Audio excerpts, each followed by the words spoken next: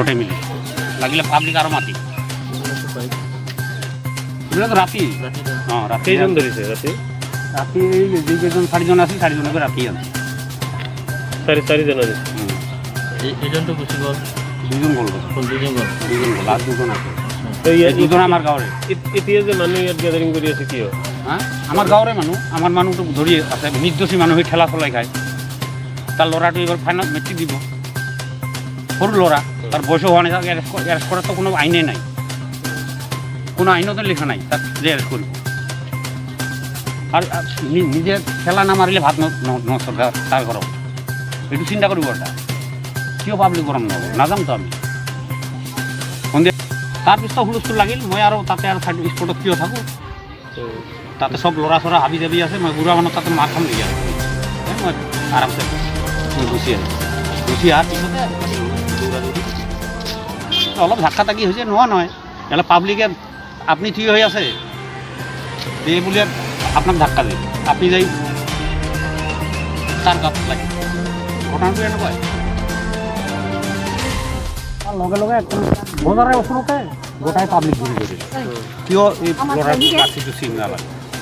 বুজি ক'ল আৰু কাৰোবাৰ গাড়ী কাগজ চাগজ ল'ল ইয়াতে লাগি হুলস্থুল আৰু আমাৰ গাঁৱৰ এটা ল'ৰা মাংস আনব গৈছে বজাৰত যিটো ল'ৰাক ধৰি আছে মানে তাৰ দাদাৰ গাড়ী তাক পঠাইছে মাংস উলিয়াই তাকে ধৰছে ধৰি পেলাই তো সি ফোন কৰি দিল গাঁৱত হা গাঁৱত ফোন যেতিয়া কৰি দিল সবগিলা একলগতে আছিল বিহু চিহু খাই আছিল কেইটা বাজে তেতিয়া তেতিয়া 4টাৰ পিছত পুলিচে কৈ আছে যে মাস্ক পিন্ধা আৰু গাড়ীৰ কাগজ চেকিং কৰি আছিল এটা বডিগাৰ্ড লৈ সি বজাৰৰ মাজত গাড়ী চেক কৰিব নাপায় তো এইটো কোনো আইন নহয় কোনো আইনৰ কথা নহয় বজাৰৰ মাজত যে সি গাড়ী চেক কৰিব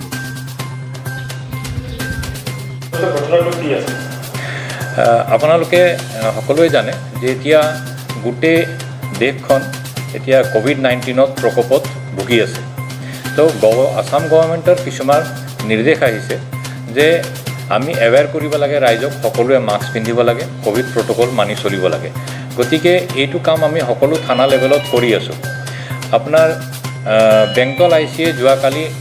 মাস্ক নিপিন্ধা মানুহক ফাইন কৰিছিলে আৰু নৰ্মেল গাড়ী চেকিং এইবিলাক ভেহিকেল চেকিং কৰি আছিলে তো সেইটো কৰা সময়ত ঘটনা এটা ঘটিল এজন ল'ৰাৰ বাইক চেক কৰিলে তেওঁৰ কাগজ পত্ৰ ঠিকে পালে তো তেওঁক এৰি দিলে তেওঁ গুচি যোৱাৰ পিছত তেওঁ নিজৰ কাম কৰি থাকোঁতে অলপ দেৰি পিছত সেই ল'ৰাজনে আকৌ আহিলে আকৌ আহি পেলাই তেওঁ কিছুমান লগত মানুহ লৈ আহি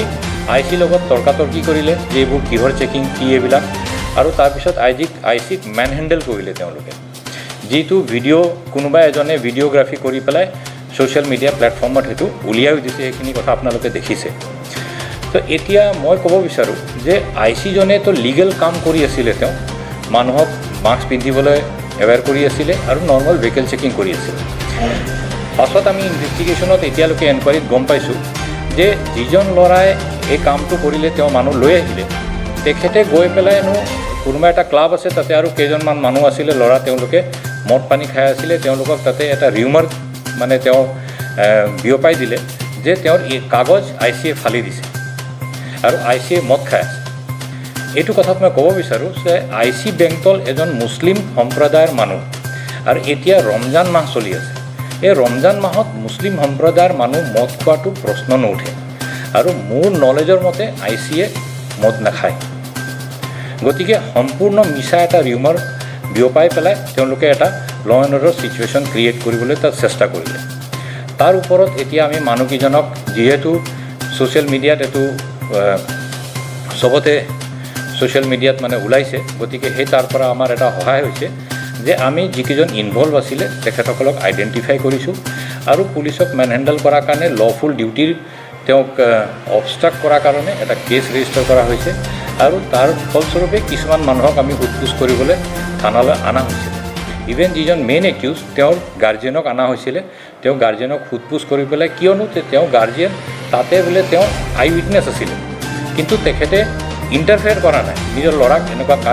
এনেকুৱা কাম কৰাৰ পৰা তো তেওঁৰ ষ্টেটমেণ্ট ৰেকৰ্ড কৰা হৈছে তেখেতক নটিচ দিয়া হৈছে যে তেওঁ মেইন একিউজক হাজিৰ কৰিব লাগে থানাত আৰু তেখেতক থানাৰ পৰা এতিয়া যাবলৈ দিয়া হৈছে গতিকে এইটো ক্ষেত্ৰত আমি লিগেল একশ্যন ল'ম যিসকলে আইনটো ভংগ কৰিছে। আৰু আপোনালোকৰ জৰিয়তে মই চিৰাঙৰ সকলো ৰাইজক ৰেছপেক্টেবল চিটিজেনছ সকলোকে মই আহ্বান জনাব বিচাৰিছোঁ যে এতিয়া কোভিড-19 দেশত গোটেই ভাৰতবৰ্ষত অসমতো এভৰিডে বাঢ়ি আছে। আৰু আজি হয়তো আপোনালোকে গম পাইছেনে নাই, আমাৰ চিৰাং ডিষ্ট্ৰিক্টত কোভিড হৈ পেলাই এজন মানুহৰ মৃত্যু হৈছে। বাসুগাঁৱৰ এজন মানুহ, বৃদ্ধ মানুহ, তেখেতৰ মৃত্যু হৈছে। গতিকে আমি সকলোৱে এই কোভিডৰ পৰা বাচিবৰ কাৰণে, আমাৰ পৰিয়ালবৰ্গক বচাই ৰাখিবৰ কাৰণে যিসকলে কাম কৰিবলৈ ওলাই আহে, ল'ৰা ছোৱালী স্কুল কলেজ পঢ়িবলৈ যায়, তেওঁলোকক সকলোৱে শিক্ষা দিব লাগে যাতে কোভিড প্ৰট'কল মেইনটেইন কৰিব লাগে আৰু সকলোৱে মাস্কৰ পৰিধান কৰিব লাগে যাতে আমি এই বেমাৰৰ পৰা বাচি থাকোঁ। গতিকে এইটো ইনচিডেণ্টত মোৰ ক'ব লগা ইমানে আছে। Thank U.